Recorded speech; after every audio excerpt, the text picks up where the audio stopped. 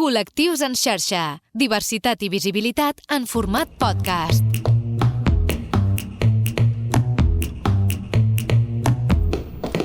Benvingudes i benvinguts a un nou episodi del Col·lectius en xarxa. Què tal, Manel? Molt bé, i tu, Lluís? Molt bé. Estic molt content del programa que farem.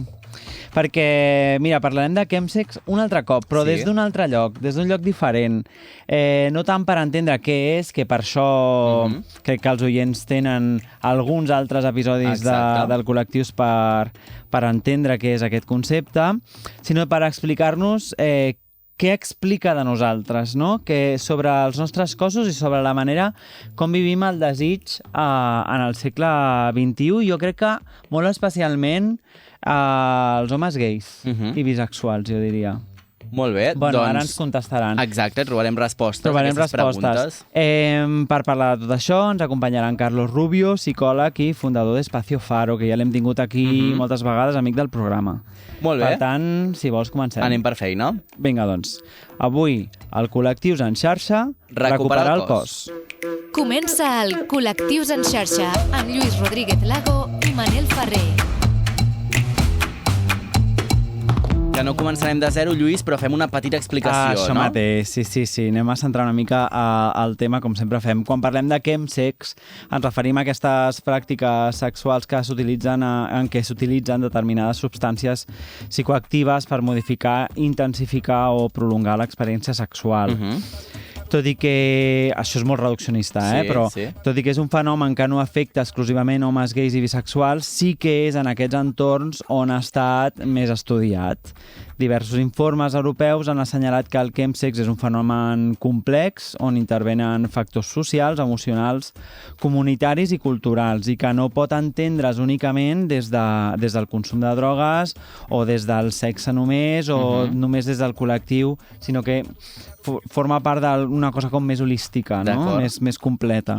Precisament en aquest és el punt de partida del llibre del qual parlarem avui, que el tenim aquí, el podeu veure les persones que ens estiguin veient des del YouTube o des d'altres plataformes.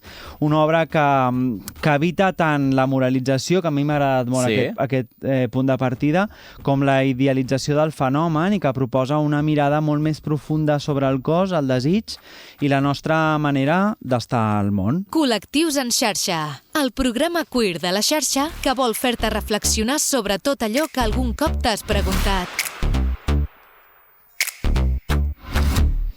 I avui entrem ràpidament en matèria i ens acompanya de nou en Carlos Rubio, psicòleg i fundador d'Espacio Faro. En aquesta ocasió ens visita per presentar Morbo, Hombres y Tina, una guía para comprender el chemsex y transformar la relación con el cuerpo y el deseo, una obra que inclou textos de David Fawcett i una aportació pròpia sota el títol Más allá del deseo, cuerpo, placer y comunidad. Què tal, Carlos? Com estàs?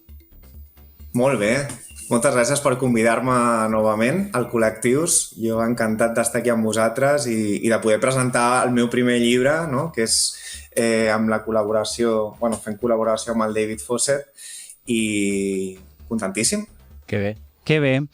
Escolta, m'agradava molt aquest punt de partida del llibre, no? Que és... ni pretendre moralitzar, però tampoc idealitzar el chemsex. Per què creus que és important començar des d'aquí? Trobo que el tema de drogues, quan parlem de drogues, de consum de substàncies en general, de seguida hi ha aquestes dues posicions com molt clares. Per un cantó, la part més moralitzadora de per què no s'ha de fer, per què és problemàtic, per què genera tantes complicacions a la vida de les persones, i després tenim l'altre extrem, no? Que seria consumir substàncies és un dret. Per tant, això ens allibera, ens dona més autonomia, ens dona més independència i sembla com que ens faci més forts, no? Llavors, jo em volia com situar en un terme mig, o sigui, ni estar a un extrem ni a l'altre, i donar també una nova visió des de la meva experiència, que també és compartida amb l'altre autor, amb el David, i en quines situacions sí que considerem que és problemàtic, quins riscos hi ha, i fer també una miqueta de pedagogia sobre això, no? Sobre comprendre més enllà del que és el consum, comprendre el fenomen amb una certa profunditat. Carlos, tens la sensació una mica el que et preguntava el Lluís, que segurament el debat públic també s'acostuma a moure doncs, això entre negres, blancs i ens perdem els grisos, llavors que les conclusions doncs, potser mai s'acaben de centrar suficient perquè ens quedem doncs, en aquests dos extrems que et preguntava el Lluís?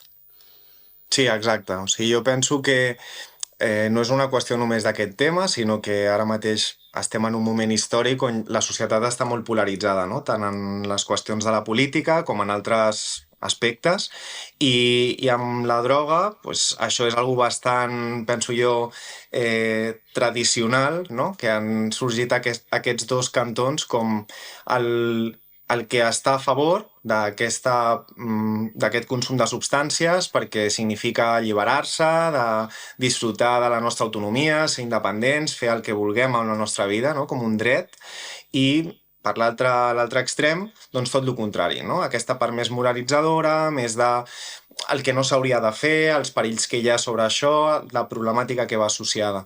Per tant, crec que forma part d'aquesta dinàmica social que tenim i que cada cop doncs, ens movem més en aquests contrastos. Carlos, en la teva part del llibre, que jo no em queda més que recomanar-la molt, introdueixes un concepte que és la memòria corporal.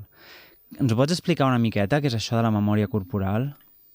Sí, la memòria corporal és una memòria que té el nostre cos que va més enllà de la part cognitiva, no? És a dir, estem molt acostumats a parlar, a que quan parlem de memòria el que ens vingui al cap és recordar coses coses d'una manera, no? Doncs mental, aquell record que tinc, d'aquella cosa que em va passar, però després hi ha una part que passa més desapercebuda i és aquesta memòria corporal que el nostre cos memoritza en funció de les nostres experiències viscudes. I això és com obrir aquí un meló, perquè realment és una qüestió bastant complexa. Podem parlar des de trauma, altre tipus d'experiències, no només han de ser negatives, però que amb diferents intervencions que han de ser també corporals habitualment, és quan descobrim quines memòries, quins records hi ha dins del nostre cos i que potser des d'aquest lloc més mental o cognitiu no som conscients, no? I aquesta memòria que et preguntava el Lluís, com s'ha construït històricament dins del cap de molts homes gais a l'estat espanyol en el pas de tot el temps? Clar, perquè és una memòria corporal però que també forma part d'una cultura en un context i en un temps determinat. No és només individual. Sí, és una memòria també col·lectiva, no? Corporal col·lectiva. I que té a veure doncs, també amb aquestes experiències com a col·lectiu que hem viscut. Doncs, si parlem, per exemple, de l'època del franquisme, totes les prohibicions que hi havia al respecte, la persecució, no? El fet que ser homosexual fos un delicte. Tot això connecta molt amb experiències corporals com poden ser la vergonya, la por, no? Que són emocions però que al final tenen un efecte corporal. I d'això és del que també parlem, no? En el llibre, doncs d'aquestes memòries que hem compartit, també tot l'estigma del VIH i també molt associat a la sexualitat, com la sexualitat és algo que no està bé, que és brut, que ha de fer vergonya, que ha de ser anònim perquè no s'ha de saber qui ho fa, no? Per la por al judici. Llavors, totes aquestes experiències, que són col·lectives, com dèieu, també ens estan afectant d'una manera transversal. No és únicament la memòria corporal més individual del que m'ha pogut passar a mi, no? Hi ha un moment que parles d'una societat que va passar, no? Parlant d'aquest context històric, de la repressió a l'exposició, sense gaire transició ni cures, no? ni tenir aquest element de la cura, del tenir cura, present. Et refereixes també amb això a una educació afectivo-sexual? Sí, o sigui, jo crec que evidentment que són llibertats necessàries i no dic en cap moment que siguin coses que no s'haurien d'haver aconseguit, però que sí que ens ha faltat com aquest punt més de transicionar d'una manera amb més eines, no? De poder tenir més recursos, de saber què fer amb això, perquè la llibertat per llibertat al final no sé quin sentit té, no? Si no és més... Vale, tenim aquestes llibertats, tenim aquests drets que evidentment són legítims, però què podem fer per disfrutar-los d'una manera sana, saludable, que tinguin un sentit a la meva vida, no? Que sigui un carpe diem, no? Com podríem dir així de manera malament resumida, no?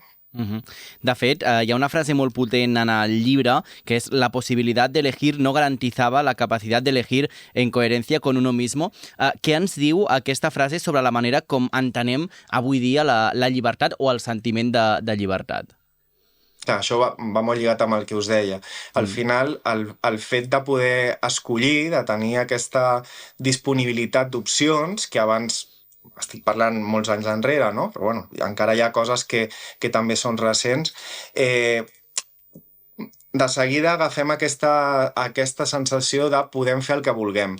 Sí, podem fer el que vulguem dins d'uns límits, evidentment, però això no és una llibertat ben exercida, no? La llibertat ben exercida passa per aquesta coherència amb els valors que tu tens, amb el que vols gaudir, d'alguna manera assabentant-te del que estàs fent, no fent sense cap raó, sense cap motiu clar, no? Que això és el que jo crec que moltes persones, doncs, en veure que hi ha aquesta possibilitat i aquesta opció de llibertat, de seguida s'han agafat, no? Vale, això es pot fer, abans no es podia, doncs fem-ho.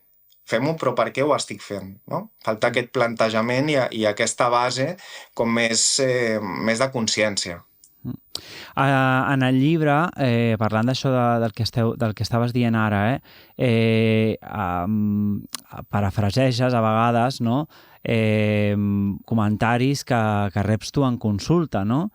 I a vegades fa la sensació d'això, no? De que hi ha una certa desconnexió entre el cos i una mena de dissociació, no? A vegades et deus trobar en les persones que van a la teva consulta entre el fet de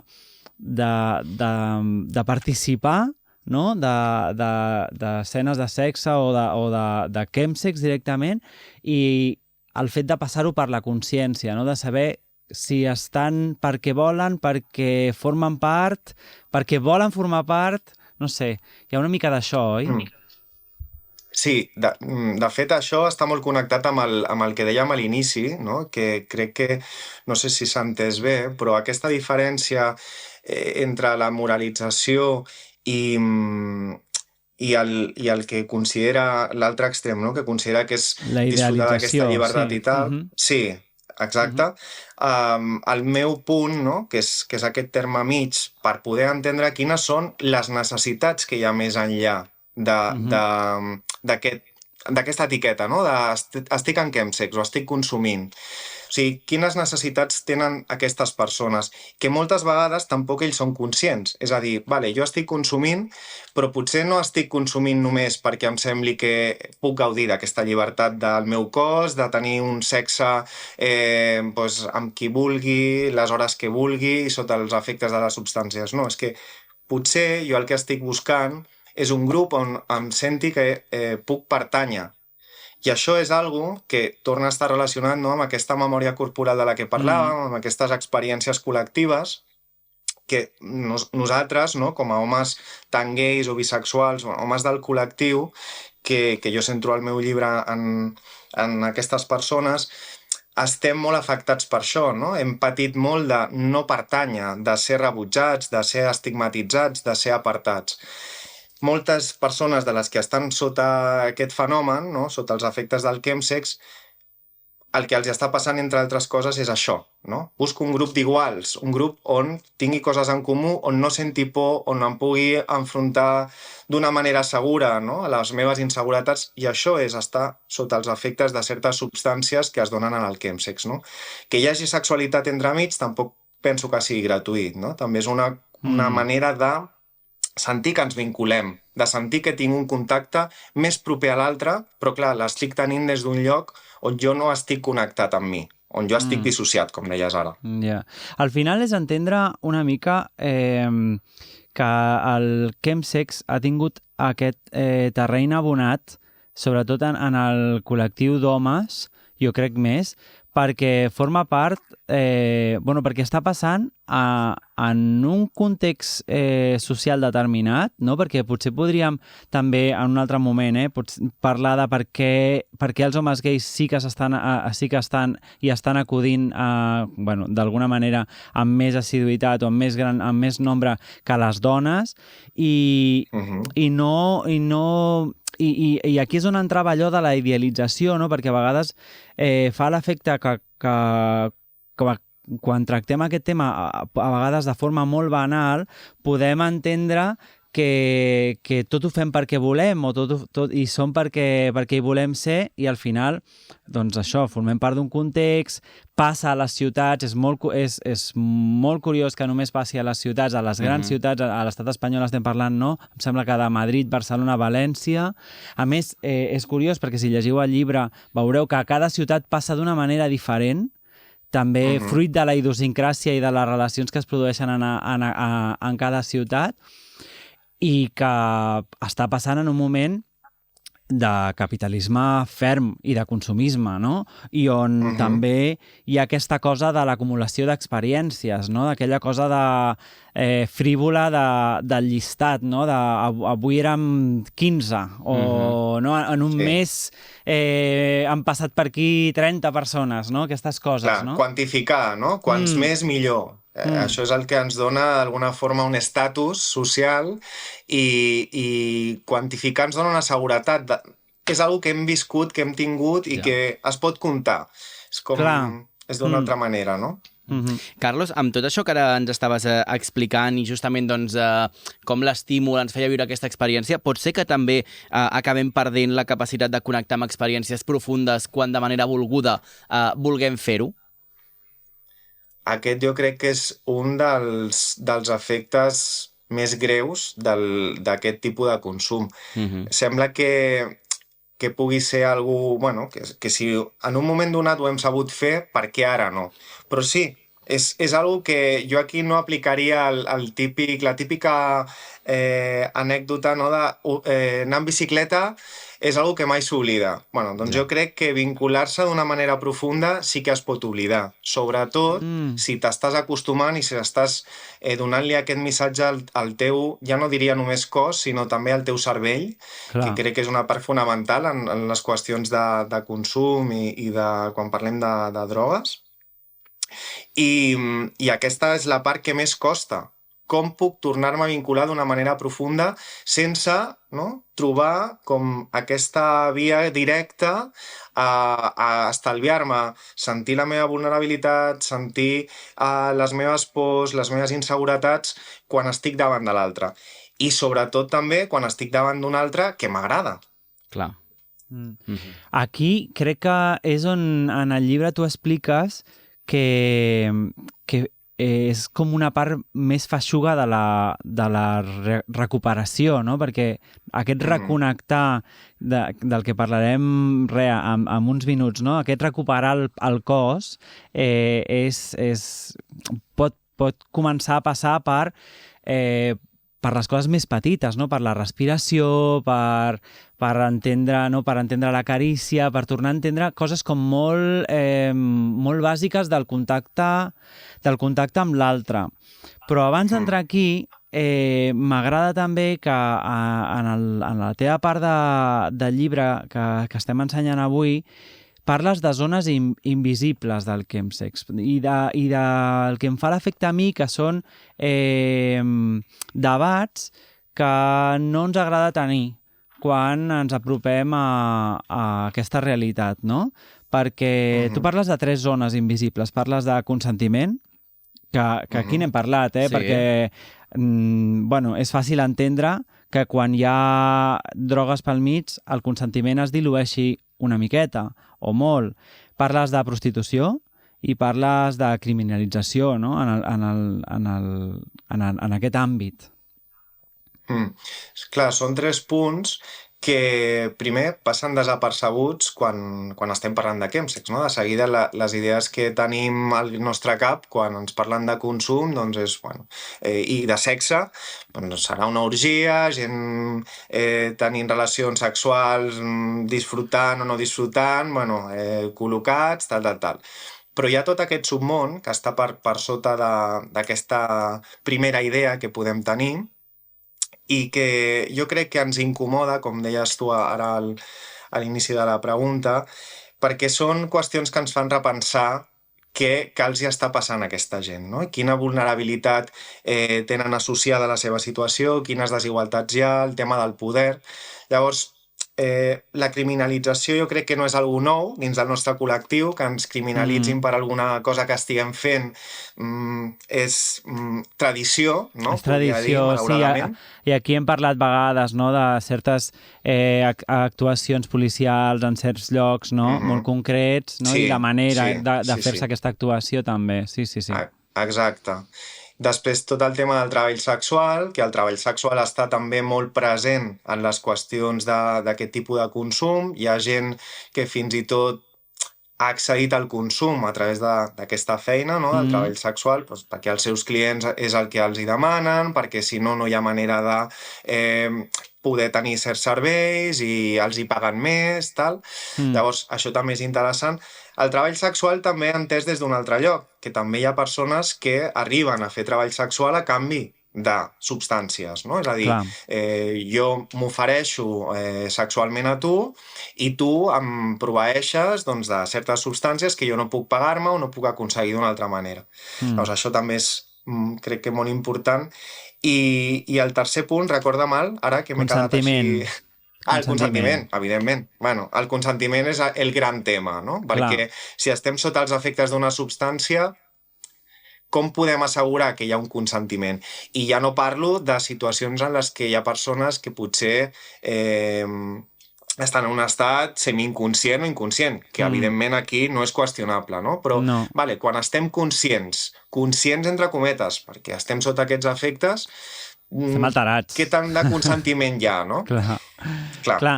A mi això em fa molta gràcia perquè en aquests moments on en alguns sectors una mica reaccionaris s'està parlant de com buidem de sentit la paraula consentiment, doncs, ostres, quan ens trobem amb aquests contextos entenem realment què és el consentiment, perquè, clar, aquí es veu claríssim quan hi pot haver una falta, no? Per últim, Carlos, un dels conceptes centrals del llibre, sobretot de la teva part, la recuperació del cos. Què vol dir recuperar el cos? Recuperar el cos, en el cas del chemsex, és crear una relació nova, perquè moltes vegades també hem de dir que o no s'ha tingut abans o la relació que s'ha tingut abans no era la més saludable amb el propi cos, i començar a sentir, començar el que deies abans, respirar, no? Com és la meva respiració, què em produeix la meva respiració, què sento quan rebo una carícia, què sento quan rebo un contacte des d'un lloc que és segur, que no estic exposat, que no estic amb una persona que no conec. Llavors, és tota una feina superdelicada que jo vaig començar a oferir també perquè jo em sentia molt còmode amb aquesta part, no? Que és una part també on hi ha una intervenció física, no és només dialèctica, no és només una part cognitiva, però crec que és molt necessària, no? I que també hi ha una feina on es pot fer a consulta i una feina després individual de cada persona per poder millorar aquesta relació amb el seu propi cos i començar a relacionar-se des d'aquí. Tu t'acostumes a trobar persones que han de recuperar o recuperar el cos o realment l'estan descobrint de zero? No és el chemsex el que els ha fet perdre aquest contacte amb el seu cos, sinó és que no han rebut aquesta iniciació o no han estat educats en això. No hem estat, no sé, perquè jo ara no sabria dir-te tampoc de mi, saps? Clar. Jo crec que la majoria és començar a conèixer aquest cos, perquè, sí, com et deia, moltes vegades no s'ha tingut tampoc una consciència abans d'arribar al consum i sí, el consum els hi ha portat a un altre lloc que també han de sortir d'allà, però sí que és bastant constant, no?, trobar-te gent que no té una consciència corporal, no saben què els hi agrada, no saben com relacionar-se amb ells mateixos, sinó és a través d'algun estímul o d'alguna guia externa, no?, que els hi doni com més llum. Carlos, si haguessis de resumir en una frase o en algun concepte què has après escoltant tantes històries i tants cossos durant tots aquests anys, quin seria el concepte o una de les claus amb les que ens hauríem de quedar? Jo diria que m'ha sorprès adonar-me que no som tan diferents, no? Que qualsevol de nosaltres, i jo ara estic parlant aquí com a psicòleg, com a professional del món de la psicoteràpia i especialitzat en aquest tema del chemsex, però crec que hi ha tantes circumstàncies que compartim, no?, amb les persones que estan sota els efectes del consum, que es poden perdre i en qüestió de setmanes o de mesos poden acabar en situacions molt difícils i aquesta empatia, no?, que desperta a veure que no som tan diferents i que quan parlem de consum ja no ens hem d'imaginar, no?, el que als anys 80 era, doncs, amb l'heroïna, una persona que estigui sota un pont punxant-se i tal, no? Ara és el meu amic o la meva parella o aquesta persona que conec, doncs, de coincidir amb ella al gimnàs, no?, i està en una situació, doncs, molt complicada. No sé si et responc amb aquesta... Oh, i tant. Sí. Doncs, Carlos, moltes gràcies per passar-te pel Col·lectius. Recomanem a tothom... El llibre. El llibre, sí. Sobretot, bueno, el llibre sencer, però penso que és interessant apropar-se també a la part que tu expliques, que dona una visió una miqueta diferent, almenys el que jo m'he trobat de lectura sobre aquest tema. I fins aquí, no? Oh, i tant. Doncs gràcies, Carlos, per haver estat aquesta estona amb nosaltres al Col·lectius. Gràcies, A vosaltres, moltes gràcies. Que vagi molt bé. Lluís, amb què marxarem? Mira, marxem amb una cançó que ens ha dit el Carlos, que és l'Orange Juice de Noah Kahan. Molt bé, doncs amb aquesta cançó marxem i ens queda encara un programa més la propera setmana. Exacte. I després marxarem de vacances d'estiu per descansar una estona. Que vagi molt bé. Adéu. Adéu. Col·lectius en xarxa, un podcast de Lluís Rodríguez Lago i Manel Ferrer.